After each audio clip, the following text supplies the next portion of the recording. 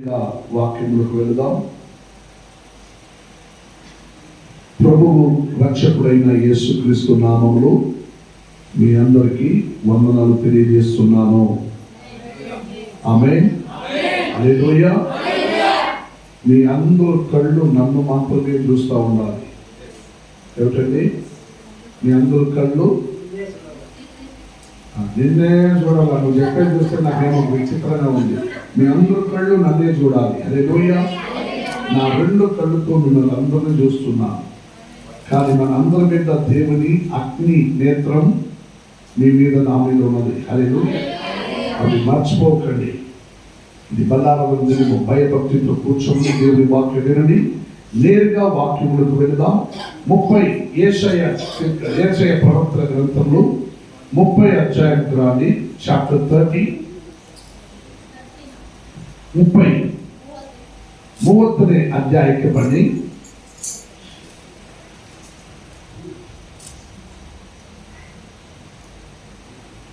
ఒకటి నుండి 30 వరకు మనము రెండు భాగంగా మనం చూడబోతున్నాం. హల్లెలూయా. అందులో 18 వాక్యం చదవండి. Can you please read 18:1. గమనించండి. కావున మీ యందు దయ చూపవలనని యెహోవా చాలు. రెండో భాగం తర్వాత చదువుకుందాం. కావున మీ యందు దయ చూపవలనని యెహోవా ఆలస్యము చేయుచున్నాడు. హల్లెలూయా. ఎంతమందికి అర్థమవుతుంది? అర్థమైందా? దేవుడు ఏం చేస్తున్నాడు? ఎందుకండి? మీకు దయ చూపవలనని, అయ్యో పాపం అని దయ చూపవలనని ఆయన ఆలస్యము చేయుచున్నాడని భక్తులైన దావీదు అంటున్నారు. హల్లెలూయా. మీకు అందరికీ ఒక చిన్న కార్యం చెప్పడానికి ఇష్టపడతాను. ఈ ప్రపంచం అంతటిలో అనేక క్రైస్తవ సహవాసం, సంఘములు, చర్చిలు, సేవకులు అందరూ ఉన్నారు. ప్రారంభ దినములలో గమనించాలి. ఇక్కడ ఇవి చాలా ఇంపార్టెంట్ అయిన విషయం. ప్రారంభ దినములలో దేవుడు ఈ మాదిరి ఒక చర్చ్ కట్టుకొని మీరందరూ వచ్చి ఈ చర్చిలో కూర్చొని వింటే విను, వినకుంటే నిద్రపోని దేవుడు అన్నాడా? ఏమండి అన్నాడా? దావీదుకు దేవుడు అన్ని ఐశ్వర్యం ఇచ్చాడు, రాజ్యత్వం ఇచ్చాడు, రాజభారం ఇచ్చాడు, రాజుగా ఆశీర్వదించాడు. ఆయన ఏం చేశాడంటే మంచి ఒక ఇల్లు కట్టుకున్నాడు. మంచి ఇల్లు కట్టుకున్నాక, అరే నా కోసం ఎంత అందమైన ఒక ఇల్లు కట్టుకున్నాను, నా ప్రభువు కోసం ఒక అందమైన ఆలయం కట్టలేకపోయినానే అని ఆలోచించాడు. ఆయన ఆలోచించుండగా దేవుడు దావీదుతో మాట్లాడిండు. నేను నిన్ను అడిగినానా? నాకు ఆలయం కట్టమని నిన్ను అడిగినానా? లేదు కదా. నువ్వు ఇల్లు కట్టుకున్నావా? కట్టుకో, నాకు ఆలయం అక్కర్లేదు. హల్లెలూయా. ఇగో ఒక స్వరము ఏమని? దేవుడు మనిషి హృదయములో వాసమై ఉన్నాడు. హల్లెలూయా. అటైతే నీవు ఎంత గొప్ప ఆలయం కట్టుదువు దావీదు? నా వద్దు అన్నాడు. అయినా సరే, నా భక్తుడు ఏదో ఒక ఆలయం కట్టాలని తీర్మానించాడు.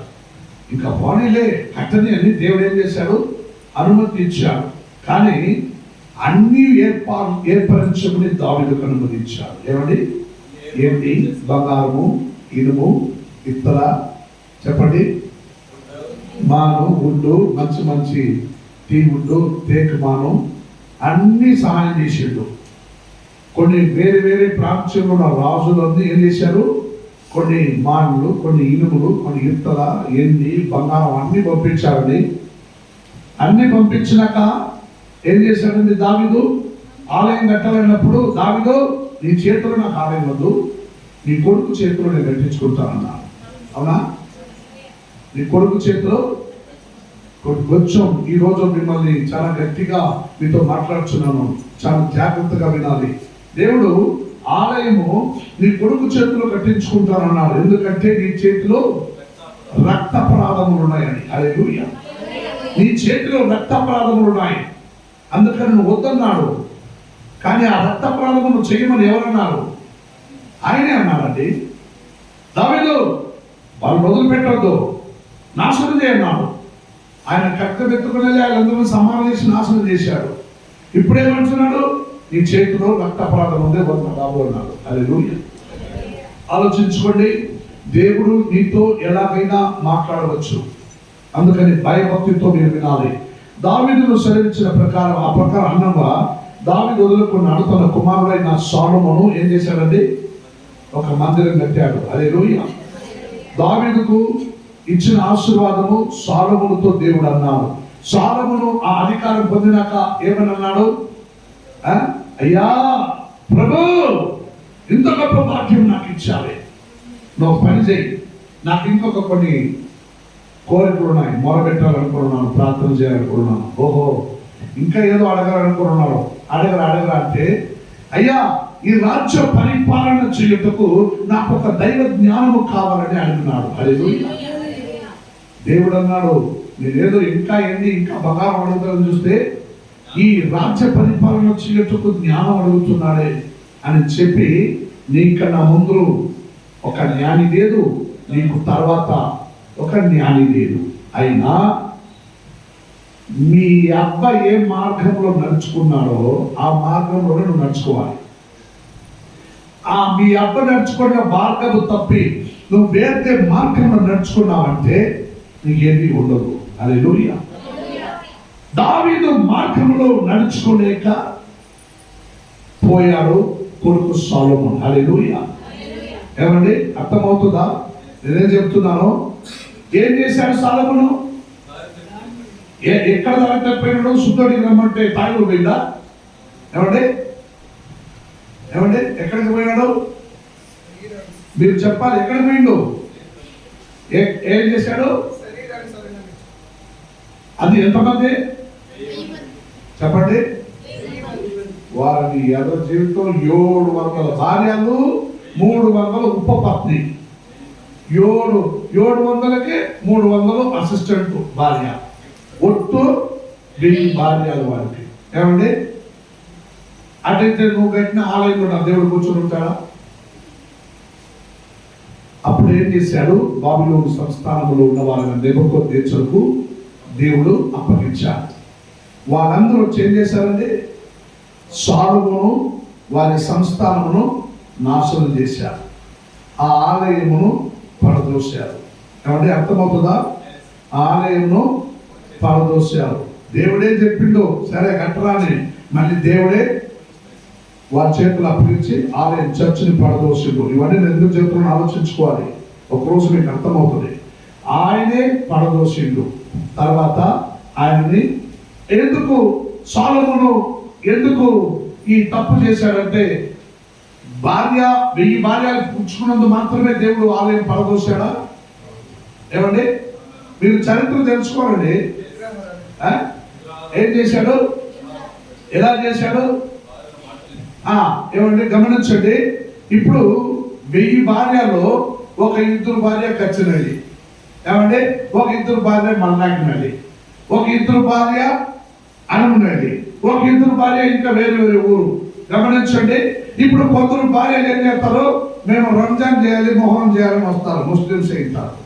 ఏమండి, కొందరు వచ్చినారు మేము వివాదం చేయాలంటారు, కొందరు వచ్చినారు మేము గంగా యాత్ర చేయాలని అంటారు, కొందరు వచ్చింటారో మేము పాలాభిషేకం చేయాలి. ఏమంటే వీడికి తల ఏమైంటుంది? భార్య ఎలా అడుగుతుందండి? ఏమండి అనేపాటికి ఏమిటే జారిపోతాడు. మేము కొన్ని జాతరలు చేసుకోవాలండి, చేసుకోపో పట్టు. ఇలా వాళ్ళు భార్యల పండుగలు, జాతరలు, విగ్రహ ఆరాధన ఇవన్నీ ఎలా అయిందండి? 1000 భార్య అంటే ఒరే, ఒక భార్య 2 భార్యతో ఉండిపోయింటే బతుకు బంగారం అయింది కదా. నువ్వు పరస్త్రీల మోహం నీ జీవితంలో నాశనం చేసింది. నీకన్నా ముందు నీకు తర్వాత జ్ఞాని లేదని దేవుడు నిన్ను దీవించారు, అయినా అవి పోగొట్టుకున్నావు. గమనించండి, మీరు కొన్ని సంవత్సరాల నుండి చర్చకు వస్తున్నారు, కొన్ని రోజుల నుంచి మీరు బలారాధన చేస్తున్నారు, కొన్ని రోజుల నుండి మీరు దేవుని భోజనం చేస్తున్నారు. ఇక్కడ ఈ మాటని మీరు గమనించాలి. దేవుడే అంటాడు, తర్వాత దేవుడే నిన్ను పడదోస్తాడు. హల్లెలూయా. దేవుడే కడతాడు, తర్వాత దేవుడే దాన్ని నాశనం చేస్తాడు. హల్లెలూయా. నిన్ను దేవుడే లేపుతాడు, తర్వాత దేవుడే నిన్ను కిందకు దొబ్బుతాడు. హల్లెలూయా. అందుకే ఈ కార్యాలన్నిటినీ నేను ఎందుకు చెప్పి ఇష్టపడుతున్నానంటే, ఆ రోజున ఆ నెబుకద్నెజరు బాబిలోను సంస్థానం వారు ఆ సంఘమును నాశనం చేసి పడదోసిన వెంటనే అక్కడ ఈ గోడలన్నీ పడదోశారండి. ఈ ఒక్క గోడ మాత్రం ఉంది. ఏమండి? ఒక్క గోడ మాత్రం ఉంది. గోడకి ఆ పక్కున్న వాళ్ళు ఏం చేస్తున్నారు? నమాజ్ చేస్తున్నారు. ముసల్మాన్ సహోదరులు గోడకి పక్క ఏం చేస్తున్నారు? గమనించండి, కొంచెం స్థిరంగా కూర్చున్న అందరూ స్కూల్లో పిల్లలు కూర్చుంటారు, కూర్చున్న వాళ్ళు ఒకరు ఒక రకంగా. గమనించండి, గోడకి ఇటువైపు ఉన్న వాళ్ళు ఏం చేస్తున్నారు? ప్రార్థన చేస్తున్నారు. ఇప్పుడు ఈ గోడ దాన్ని పడగొట్టి అక్కడ చర్చు పెట్టాలని కొన్ని వేల సంవత్సరాల నుండి కోర్టులో కేసు జరుగుతున్నాయి. ఆ కేసు ఇప్పుడు ఏమైందంటే తీర్మానం అయిపోయింది. బైబిల్ ప్రకారం దేవుని ఆలోచన మేరకు దావీదు వలె మొత్తం సామ్రాజ్యం పక్క దేశం వారు పంపించిన ఎండి బంగారము వలె చేర్చబడి సేకరించి తన కొడుకు సొలొమోను చేతున ఇటువంటి కాలములో ఇక్కడ ఒక మందిరం కట్టబడినది. బాబిలోను సంస్థానము దినములలో నెబుకద్నెజరు రాజుడు ఈ ఆలయమును పడదోశాడు అని చరిత్ర ఉంది. అందువలన అక్కడ మరలా ఒక ఆలయం కట్టాలని కోర్టు తీర్మానం చేసింది. అర్థమవుతుందా? ఇప్పుడు ఈ గోడలు పడగొడితే ఇక్కడ మసీదు కట్టాలని వాళ్ళు, చర్చ్ కట్టాలని క్రైస్తవులు. ఏమండి? ఇప్పుడు లేదు, అక్కడ చర్చ్ ఉన్నది, సొలొమోను కట్టాడు, దాన్ని పడద్రోసిండ్రు, ఆ చర్చ్ కట్టాలని ఇప్పుడు కోర్టు తీర్మానం చేసింది. అర్థమవుతుందా? ఏమండి? అర్థమవుతుందా? ఇవి అక్కడ సైడ్లో పెట్టుకోండి. ఇప్పుడు ఎక్కడ చూసినా గొడవలు, యుద్ధములు జరుగుతున్నాయి. హల్లెలూయా. యేసుక్రీస్తుని వెంబడుతుండగా యేసుక్రీస్తు మూడవసారి తన మరణమును ప్రజలతో చెప్పిండు. నేను చాలా కాలంలో మీతో ఉండను, నేను వెళ్ళిపోతున్నాను, మీరు జాగ్రత్త పడుడి. మరలా నేను వెళ్ళినాక మరలా ఒక రోజు నా రాకడ సమయం ఉంది, ఆ సమయం అందున నేను వచ్చి మిమ్మల్ని అందరినీ తీసుకెళ్తానని దేవుడు మాట ఇచ్చారు. హల్లెలూయా. ఏమంటే అప్పుడు వాళ్ళందరూ, ప్రభు నువ్వు ఎప్పుడు పోతావు, నువ్వు మళ్ళీ ఎప్పుడు వస్తావు, మాకు కొంచెం చెబితే బాగుంటుంది అన్నారు. ఆ పని నీది కాదు, అది నాకు కూడా తెలియదు, నా తండ్రి చెప్పాను, నేను పోతా మళ్ళీ వస్తా, నువ్వు సిద్ధంగా ఉండమని దేవుడు అన్నారు. గమనించండి, ఇప్పుడు ఆ మాట చెప్పినాక వాళ్ళతో ఒక మాట అన్నాడు. గమనించండి, వాళ్ళతో ఒక మాట అన్నాడు. ఏమని? దేశములో భయంకరమైన వ్యాధులు ఉంటుంది, భూకంపాలు, సునామీలు, భూకంపాలు ఉంటుంది, రాజ్యములకు రాజ్యం, దేశములకు దేశం విరోధంగా ఉంటుంది అన్నారు. హల్లెలూయా. ఇప్పుడు మన కర్ణాటకకు ఎంతో విరోధంగా ఉన్నారు. అటువైపు బెళగావి వల్ల మనకి మహారాష్ట్ర వాళ్ళు విరోధమై ఉన్నారు. ఇటువైపు కావేరి నీళ్లు వల్ల తమిళనాడు, కేరళ వీళ్ళందరూ మనకు విరోధంగా ఉన్నారు. ఏమండి? ఇలా మన కర్ణాటకకి పక్కలో ఉన్న రాజ్యము కర్ణాటక, కేరళ, ఆంధ్ర, తమిళనాడు, మహారాష్ట్ర మనందరికి, మన రాజ్యానికి విరోధమై ఉన్నారు. హల్లెలూయా. అటువరి ఈ భారతదేశం, దేశములకు దేశం అంటే భారతదేశములకు పక్కలో ఉన్న మనకి చీనా దేశము, పాకిస్తాను, అన్ని దేశములు మనకి విరోధమై ఉన్నది. హల్లెలూయా. గమనించండి, ఇప్పుడు యుద్ధము జరుగుతున్నాయి. ఏమండి? యుద్ధము జరుగుతున్నాయి. ఈ యుద్ధపు కాలములో మనకున్న దేవుడిచ్చిన రెండు తీర్మానం. నేను మీకు ఒక స్టోరీ చెప్పిన ప్రకారం అక్కడ ఆగింది. ఆ మందిరం మరలా కట్టడానికి కోర్టు తీర్మానం చేసింది. ఆ మందిరమును కడితే అందులో దేవుడు వచ్చి కూర్చొని ఉంటాడా? అక్కడ మందిరం కడితే యేసు స్వామి వచ్చి కూర్చొని ఉంటారా? ఏమండి, ఆ మందిరం ఎవరు వచ్చి కూర్చొని ఉంటారు? అంటే ఎందుకు ఆ చర్చ్ కట్టాలి? ఎందుకు కట్టాలండి? ఆలోచిస్తున్నారా? ఇప్పుడు ఆల్రెడీ కొన్ని చర్చులు కట్టబడినాయి, దాని పేరు కూడా చర్చు. ఈ శిలువ తలకిందలుగా ఉంటుంది, కుడివైపు ఎడవైపు రెండు దయ్యం నల్లగా, రెండు కొమ్ముల మాదిరిగా, రెండు దయ్యం మనిషి మాదిరిగా రెండు బొమ్మ పెట్టింటారు. అది కూడా చర్చే. అర్థమవుతుందా? దాని పేరు కూడా ఏమిటండి? దాని పేరు సైతాన్ చర్చ్, క్రిస్టియన్ చర్చ్ కాదు. ఏమండి, ఇప్పుడు మీరు సైతాన్ చర్చిలో కూర్చున్నారా, దయ్యం చర్చిలో కూర్చున్నారా, లేదు క్రీస్తు ప్రభు రక్షకుడైన యేసు ప్రభు మందిరంలో కూర్చున్నారా? హల్లెలూయా. అవి కూడా చర్చేనండి, ఇవి కూడా చర్చే. గమనించండి, చర్చ్ ఇంగ్లీష్ లో రాపించిన ఒక పదం. అంటే ఎక్కడ మనుషులై మనం అందరూ కూడి వస్తామో దానికి పేరు చర్చ్ అని వ్రాయబడినది. హల్లెలూయా. ఈ కట్టడానికి పేరు చర్చ్ కాదు, ఇక్కడ కూర్చున్న వారైన మన పేరే చర్చ్. హల్లెలూయా. అంటే ఆ దేవుడు నాకు చర్చ్ వద్దు, ఆలయం వద్దు ఎంత చెప్పినా వాళ్ళు వినలేదండి. అయినా ఆ చర్చ్ కట్టడానికి ఇప్పుడు ప్రారంభించారు. ఆ చర్చ్ కట్టినాక సైతాను అంటే అంత్యక్రీస్తు వచ్చి కూర్చొని ఉంటాడు, నేనే దేవుడు అని వాళ్ళు చెప్తారు. హల్లెలూయా. ఇవి చివరి కాలంలో జరిగే ఒక సంగతిని వ్రాయబడినది ధర్మశాస్త్రమున. ఇప్పుడు ఎక్కడ చూసినా యుద్ధ కాలంలో జరుగుతున్నాయి. ఇప్పుడు ఈ మన భారతదేశమునకు మన అనేక దినమానముల నుండి సపోర్ట్ చేసే వాళ్ళు ఎవరండి? ఏ దేశం? రష్యా. ఇప్పుడు రష్యా దేశముతో పాటు మనకి మన దేశముతో రష్యా దేశముతో చేయగలిపిన వారు ఇజ్రాయేల్ దేశం, అమెరికా, చెప్పండి, బ్రిటన్, కొన్ని దేశములు మనతో చేయగలిపినాయి. మనం అందరూ చేరుకున్నాం. ఆలోచించారా? గమనించండి, ఇక్కడ ఇప్పుడు యుద్ధం జరిగే స్థితిగతులు ఉన్నాయని అందరూ చెప్తున్నారు. అయినా ఇది ప్రసవ వేదన కాలం.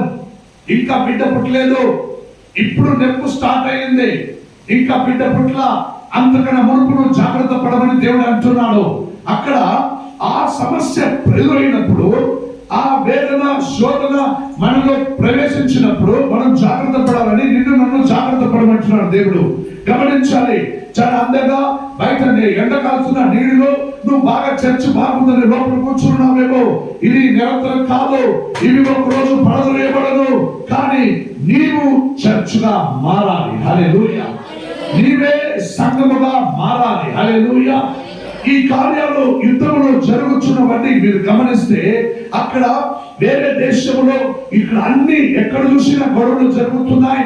ప్రారంభమైనది అంటే ఒక దేశంలో నుండి మరొక దేశములకు ఒక ఇచ్చి తీసుకోవటం దేవుడు చేసి పెట్టి ఉన్నాడు. హల్లెలూయా. మన భారతదేశంలో నుండి కొన్ని అనేక అంటే టీ పొడి, చక్కెర, లవంగ, మసాలా పొడి, కార మసాలా, ఈ ఎర్రగడ్డలు, ఇటువంటి అన్ని మా వస్తువులు బయట దేశానికి రఫ్తు అవుతున్నది. అర్థమవుతుందా? మీరు చేస్తున్న పంటంతా చేసుకుంటూ నువ్వు మార్కెట్లో పోయి అమ్మేసి వచ్చి ఇంట్లో పెట్టుకుని ఇంట్లో ఉంటావు. నువ్వు అమ్మినది అంతా కూర్చిపెట్టుకుంటూ బయట దేశానికి అమ్ముతున్నావు. హల్లెలూయా. అవన్నీ అక్కడ అమ్ముకుంటున్నారు. వాళ్ళు మనకి ఏమంటే పెట్రోల్, డీజిల్, కచ్చా తైలము, ఇటువంటివన్నీ అన్ని వాళ్ళు మనకి ఇస్తున్నారు. అర్థమవుతుందా? నేను ఏదైనా ఇస్తే వాళ్ళు ఇస్తున్నారు. ఇప్పుడు ఈ యుద్ధంలో జరుగుతుండగా గొడవలు అయినప్పుడు అందరూ వాళ్ళ మీద దాడి చేసినప్పుడు అక్కడ నుండి ఇప్పుడు మనకి ఏది రాదండి? ఏమంటే ఏమీ రాదు. ఇప్పుడు ఆటోమేటిక్ గా పెట్రోల్, డీజిల్ మనకి రాలేదనుకుంటే ఇప్పుడు గవర్నమెంట్ మనకు అనౌన్స్మెంట్ చేసింది 50 రోజులకి, ఏమంటే 50 రోజులకి అందరికి డీజిల్, పెట్రోల్ ఇచ్చే మాదిరిగా మా దగ్గర స్టాక్ ఉంది అని గవర్నమెంట్ అంటుంది. అంటే 50 రోజుల తర్వాత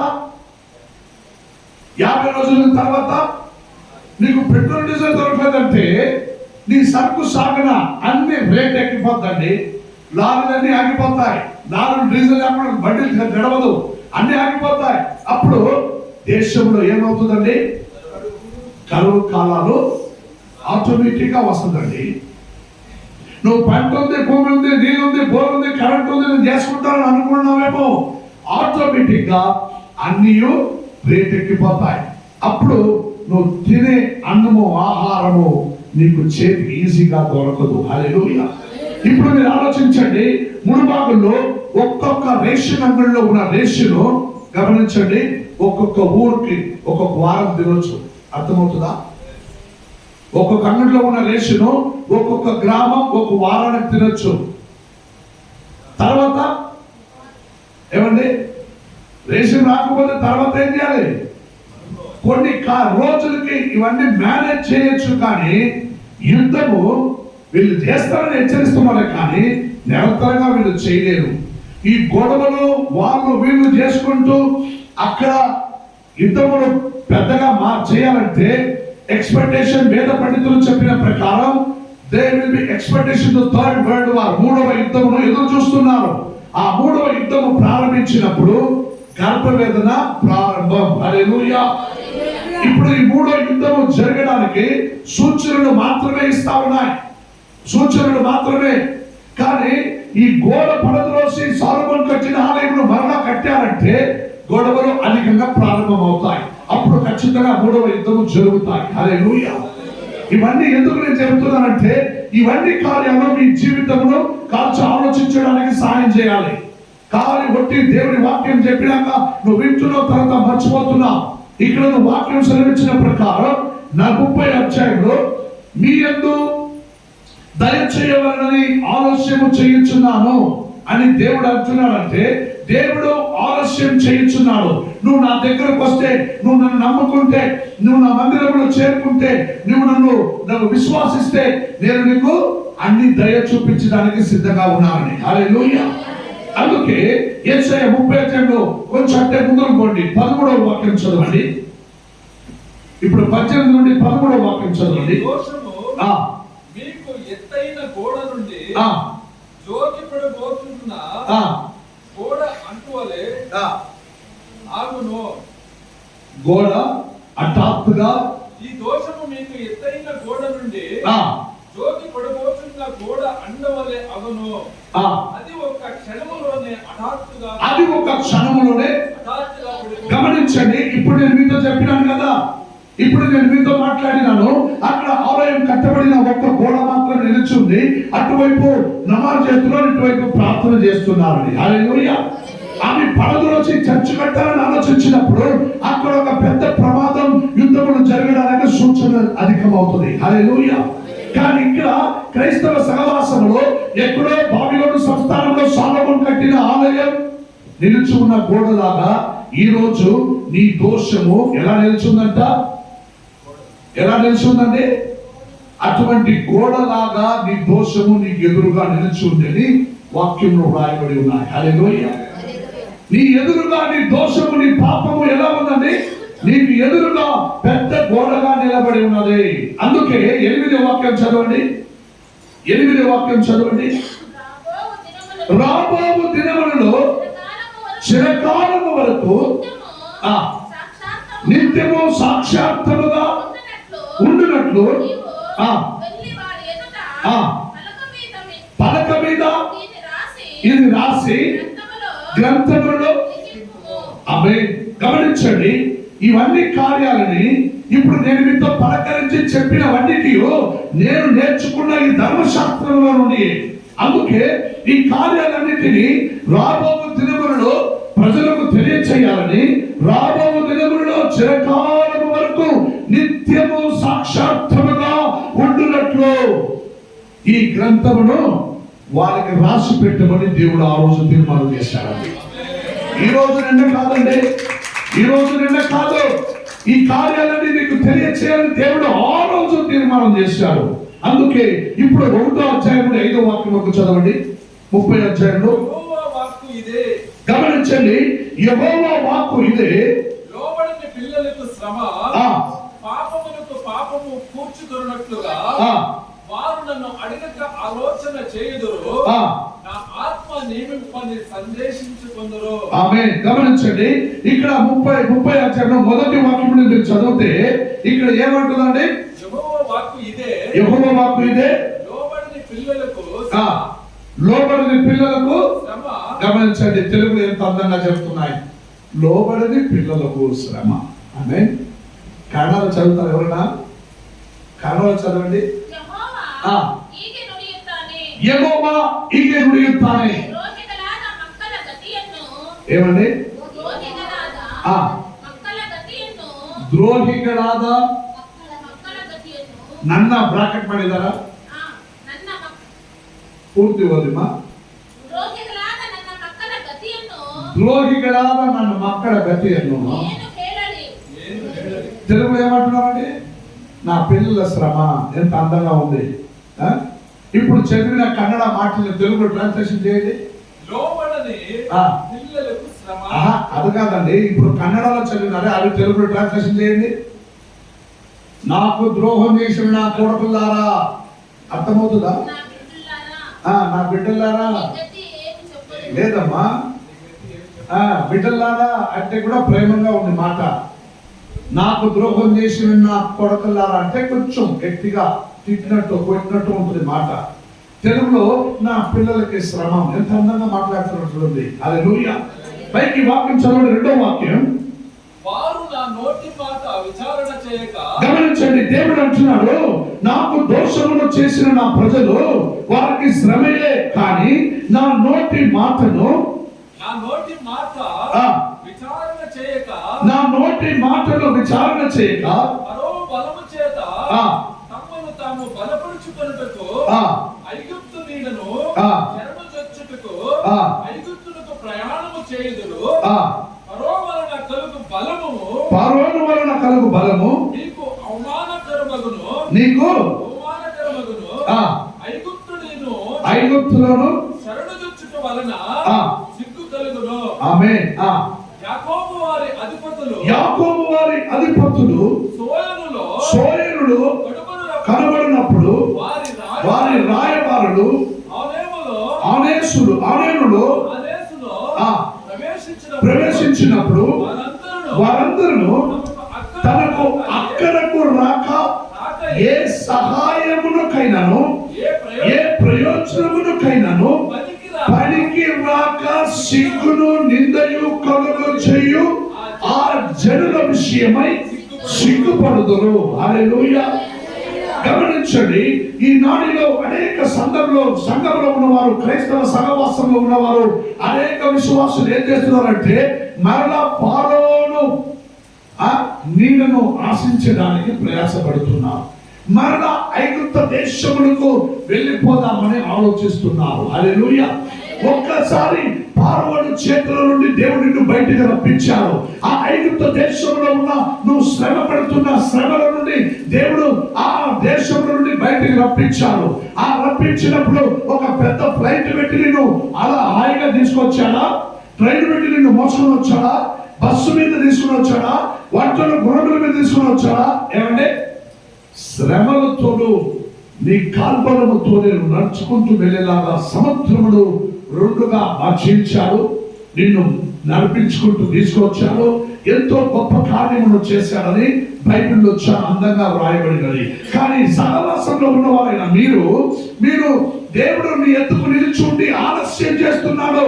నువ్వు నా ఎత్తుకు వస్తే నేను నిన్ను ఆశీర్వదించాలని అనుకుంటున్నానని. కానీ నువ్వు మరలా ఎక్కడికి వెళుతున్నావు? ఏమంటే ఐగుప్తు దేశానికి వెళ్ళిపోదాం, అక్కడ బాగుందంట చూసేకంత. మళ్ళీ ఫరోను రాజు దగ్గరికి వెళ్ళిపోదాం, వాడు మంచి భోజనం పెడతారంట. ఆలోచన చేసి చూడండి, క్రైస్తవ సహవాసం ఈ రోజు అలా కనబడుతున్నాయి. 18వ అధ్యాయంలో 2వ భాగం చదవండి. ఇప్పుడు మిమ్మల్ని కరుణింపవలనని ఆయన నిలవబడి ఉన్నాడు. గమనించండి, అలా ఆలస్యము చేసిన దేవుడు ఇప్పుడు కరుణింపవలనని ఆయన నిలవబడి ఉన్నాడు. హల్లెలూయా. హల్లెలూయా.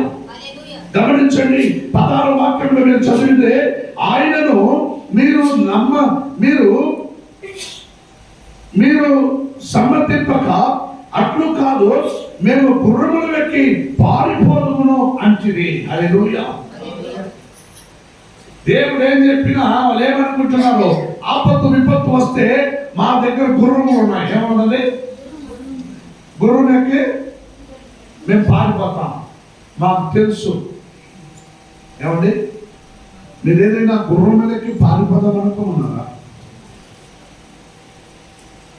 సందర్భంలో క్రైస్తవ సహవాసం అదంతా ఏం తొందర లేదు. మా అబ్బా 4 అంతస్తు బిల్డింగ్ కట్టి పెట్టినాడు. కొన్ని జమీన్లు ఉన్నాయి, ఇల్లు ఉన్నాయి, డబ్బులు ఉన్నాయి. మేము అమ్ముకుంటూ ఏదో కొన్ని చేసుకుంటాం. మాకు ఏదో చేసుకుంటాం. మాకు అన్నీ ఉన్నాయి.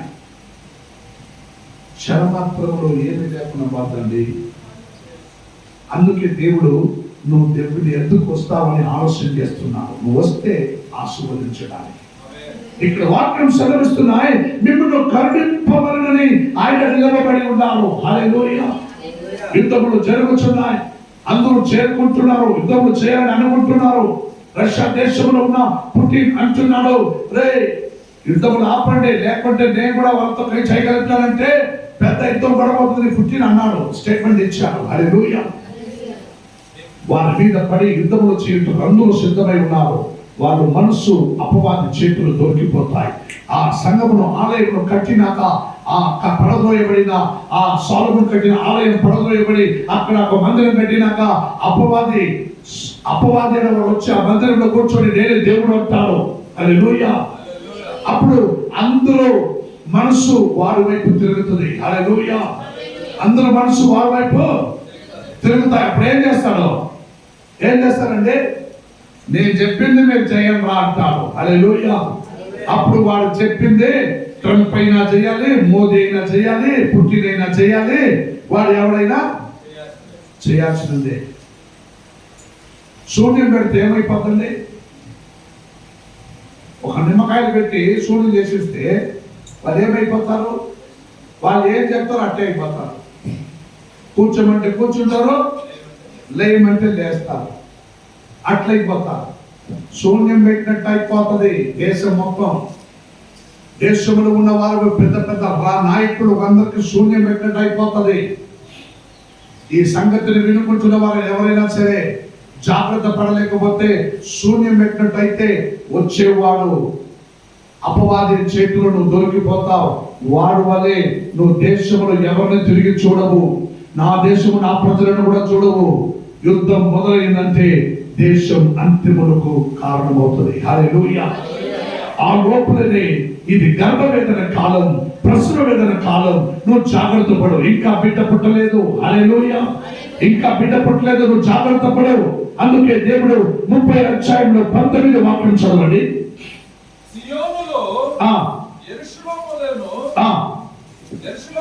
గమనించండి, దేవుడు అన్న ప్రకారం నేను మిమ్మల్ని కరుణింపవలనని నిలిచి ఉన్నానని దేవుడు చెప్పిన తర్వాత ఇక్కడ ఒక మాట అంటున్నాడు. ఏమిటంటే సియోనులో యెరూషలేములోనే ఒక జనము కాపురముండును.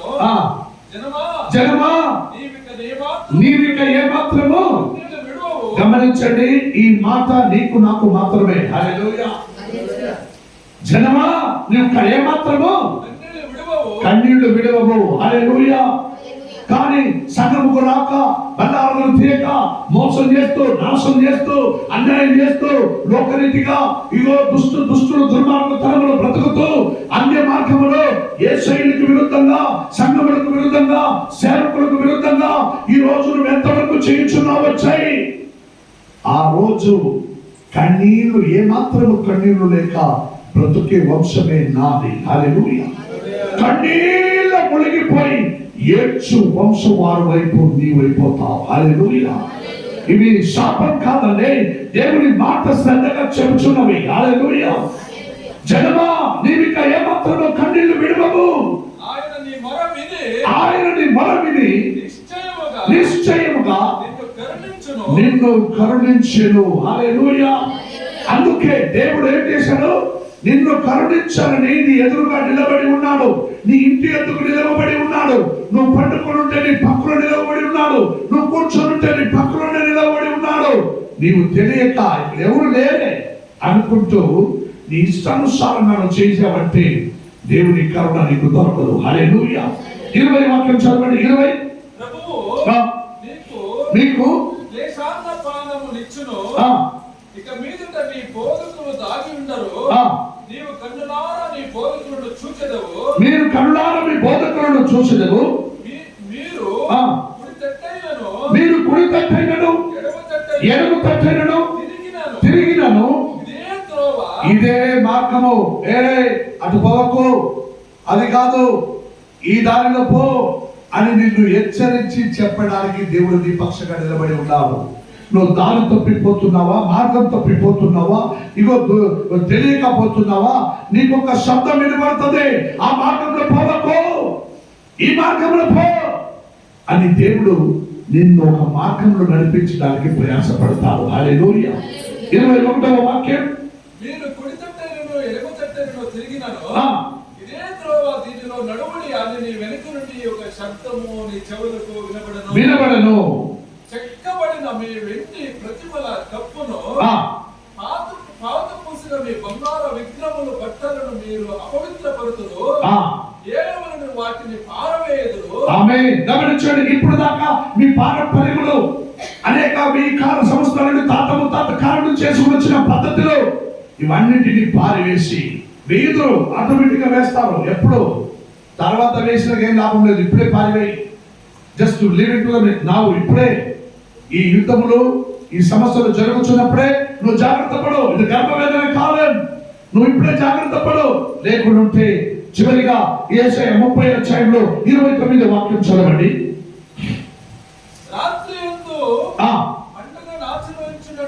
గమనించండి, దేవుడు నిన్ను కరుణింపవాలని నీ ఎత్తుగా నిలిచి ఉన్నానని అన్నాడు. ఆయన నిలిచి ఉండాలంటే రాత్రి అంతా నీకు పండగ. ఏమండి రాత్రి అంతా దేవుడు నీకు అండగా లేకపోతే నీకు పండగ. ఏమండి దేవుడే నీకు అండగా లేకపోతే నీకు పండగ ఎక్కడి నుంచి వస్తుంది? దేవుడు నీకు అండగా ఉన్నాడంటే ఆ రోజు రాత్రి అంతా నీకు పండగ. ఏమండి అర్థమవుతుందా? దేవుడు అండగా లేకపోతే నీకు లేదండి పండగ. రాత్రి అంతా పండుగ. చదవండి. రాత్రి ఎందు పండుగను ఆచరించినట్లుగా ఈ మాటకు అర్థం తెలిసిన దరిద్రుల పండగ ఎందుకు ఆచరిస్తున్నారండి? ఏ భయం లేదు, ఎవరి మీద భయం లేదు, ఏ రాజ్యం మీద భయం లేదు, ఎవరి మీద భయం లేదు. దొంగలు తాకపోతులు వాళ్ళు వీళ్ళు వస్తారని భయం లేదు. అయినా రాత్రిలో నెమ్మదిగా పండగ చేస్తున్నారు. ఆ రాత్రిలో పండగ అంటే దీని అర్థం మీకు తెలియాలి. రాత్రిలో పండగ చేసుకుంటూ చెప్పండి, ఇశ్రాయేలులకు ఆశ్రయదుర్గమైన యెహోవా ఒక పర్వతమునకు ప్రయాణము చేయు వారికి కలుగునట్టి హృదయ సంతోషము నీకు కలుగును. ఇవి గట్టి మాట్లాడి స్ట్రాంగ్ వర్డ్, చాలా చాలా గట్టిగా మీరు నమ్మాల్సిన ఒక మాట. హల్లెలూయా, హల్లెలూయా.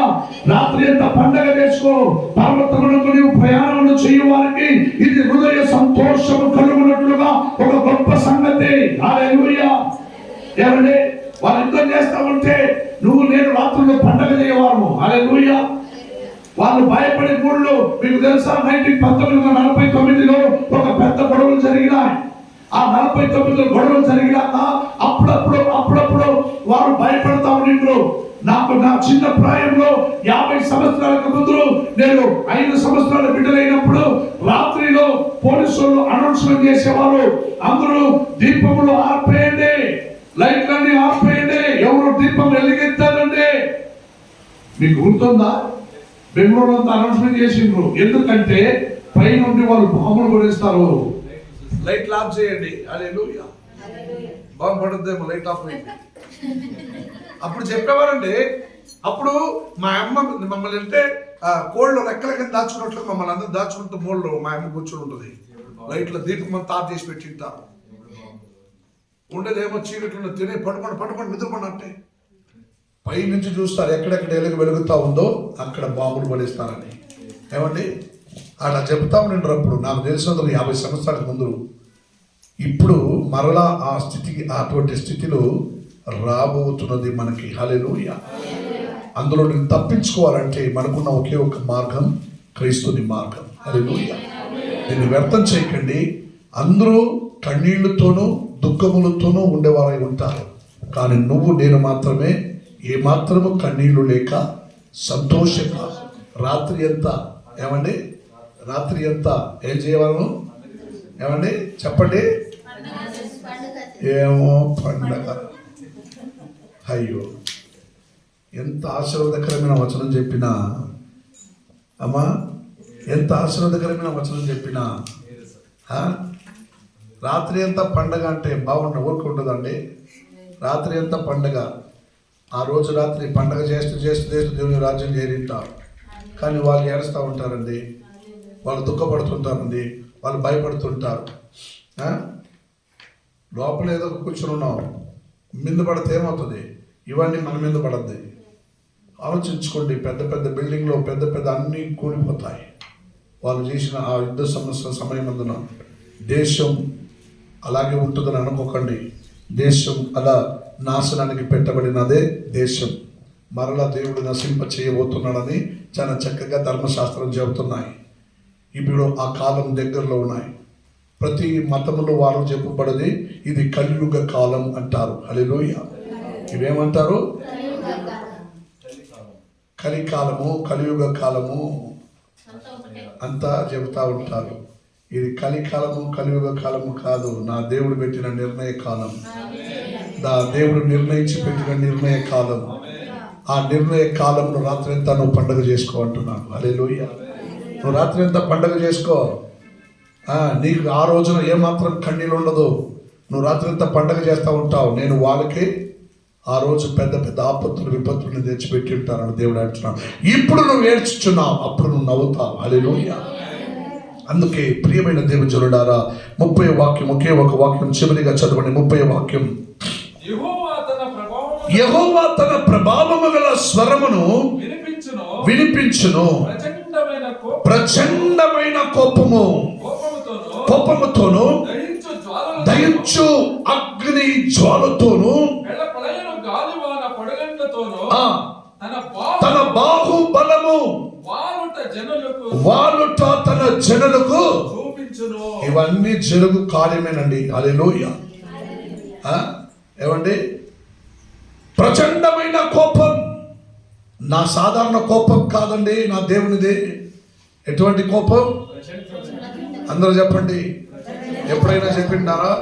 ఈ గదగులు పెట్టుకుంటూ నాటకం చెప్పింటారు, ప్రచండమైన అని చెప్పి చూసినారా? అట్టాడిది ప్రచండం కాదండి, ఈ ప్రచండ కోపం వేరే. హల్లెలూయా. ఈ ప్రచండ కోపం, ప్రచండమైన కోపము జనులకు చూపించడానికి నా దేవుడు సిద్ధపడి ఉన్నాడు. హల్లెలూయా. జాగ్రత్త పడండి, జాగ్రత్త పడండి, జాగ్రత్త పడండి. వచ్చి మిమ్మల్ని ఏమారించుకుంటూ, సేవకులను ఏమారించి, సంఘమును ఏమారించి ఏదో తిని నువ్వు పోతా ఉంటే నువ్వు దొంగల మధ్యలో, మనుషులు సంఘములో అందరి మధ్యలో నువ్వు దొంగలుగా ఉండిపోయే మాదిరిగా. హల్లెలూయా. నువ్వు దొంగడు అని ఎవరికి తెలియదు, నా దేవుడికి మాత్రమే తెలుసు. అందుకే ధైర్యంగా మీరు దేవుని యందు రాత్రి అంతా పండగ చేసుకోవాలంటే నువ్వు దేవుని యందు నిర్ణయ కాలమున నమ్మకం, విశ్వాసంతో దేవుని స్వరములకు చెవిని ఒగ్గేయండి.